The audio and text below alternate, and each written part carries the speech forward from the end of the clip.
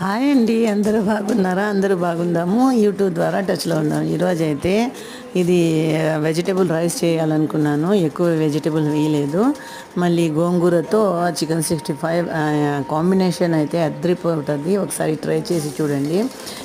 దీంట్లో నేను క్యాప్సికమ్ మళ్ళీ క్యారెట్ మాత్రమే వేసినాను. తెలిసిందే కదా, ఎర్రగడ్డ, టమాటాలు, మళ్ళీ అల్లం, తెల్లగడ్డ పేస్ట్ వేసినాను. కొంచెం గరం మసాలా, మళ్ళీ పచ్చిమిరపకాయలు, మళ్ళీ కొత్తిమీర, ఆయిల్ వేసి బాగా ఫ్రై చేసుకొని ఈ వెజిటేబుల్ కూడా వేసేసి మళ్ళీ రైస్ వేసేస్తున్నాను. ఇది అయితే రెడీ అయిపోయింది, వెజిటేబుల్ రైస్. మళ్ళీ ఇది బగార్ ఖానా అంటారు చాలామంది దీనికి. ఫ్రై రైస్ కూడా అనుకోవచ్చు. మళ్ళీ ఇది ఫ్రై అయిన తర్వాత నేను చికెన్ 65 కూడా చేస్తున్నాను అన్నమాట. చికెన్ 65 దీనికి కాంబినేషన్ అదిరిపోతుంది. దీంట్లో నేను ఇది గోంగూర పచ్చడి మీకు చూపించలేదు, నేను చేసేది స్టైల్ ఎలా చేస్తున్నానని.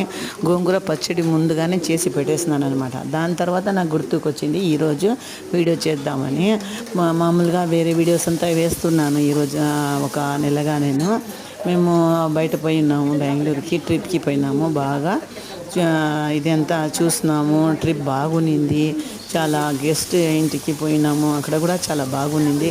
కాకపోతే మా ఇల్లు కన్వీనియంట్ రాదు కదండి, అలాగా నాకు కొంచెం నచ్చింది, కొంచెం నచ్చలేదన్నమాట. కాకపోతే మాకు రెస్ట్, ఒక రిలాక్సేషన్ మా ఇంట్లోనే కదా ఉండేది. అది కొంచెం నేను మిస్ అయ్యాను అన్నమాట. చాలా బాగుంది మా ట్రిప్ అయితే, చాలా బాగా జరిగింది. బెంగళూరు ఎక్కడ ఇది మాల్కి అంతా పోయి వచ్చినాము. సేవరి అని ఒక రెస్టారెంట్కి పోయినాము. ఒక 2-3 సార్లు 2-3 రెస్టారెంట్కి పోయినాము. అక్కడ ఫుడ్ తిన్నాము. అక్కడ కూడా వీడియోస్ పట్టినాను నేను. కాకపోతే లూలు మాల్కి అయితే 3-4 సార్లు పోయి వచ్చినాము. పార్క్స్ అయితే రోజు పోతానే ఉన్నాము. అది బాగుంది మాకు ట్రిప్ అయితే. ఈరోజు ఇంట్లో కుకింగ్ అయితే 3 డేస్గా చేస్తున్నాను. వచ్చి ఈ వీడియో మాత్రం పోస్ట్ చేయాలి అనుకున్నాను, పోస్ట్ చేస్తున్నాను అన్నమాట. పొద్దున మా మున్ని పాప, మా చెల్లెలు కూడా వచ్చేసింది. పని మొత్తం చేసేసింది. అంట్లు ఎన్ని ఉన్నిందో ఇల్లు అంతా క్లీన్ చేసుకున్నాం. ఒక 10 రోజులు బయట పోయినామనుకోండి, ఇల్లు అయితే చాలా గలీజ్ అయిపోతుంది అనమాట.